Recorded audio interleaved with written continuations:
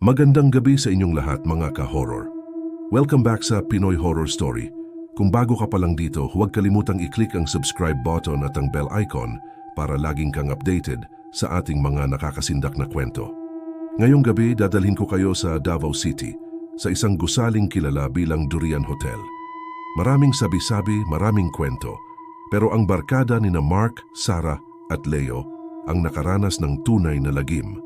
Sila ay mga vlogger na naghahanap ng aksyon. Akala nila ordinaryong abandonadong hotel lang ito.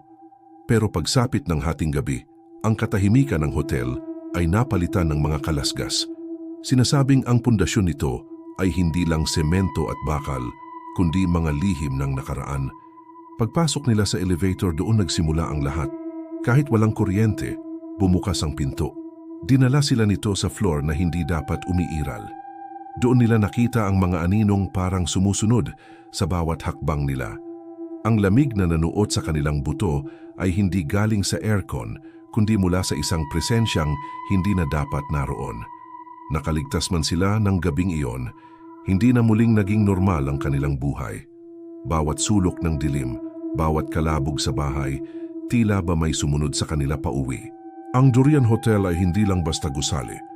Ito ay isang pintuan na hindi sana nila binuksan. Ito ang kwento ng kanilang ghost hunt. Kayo, may karanasan din ba kayo sa Durian Hotel? I-comment niyo na yan sa ibaba. Muli, maraming salamat sa pakikinig sa Pinoy Horror Story. Hanggang sa susunod na gabi ng katatakutan,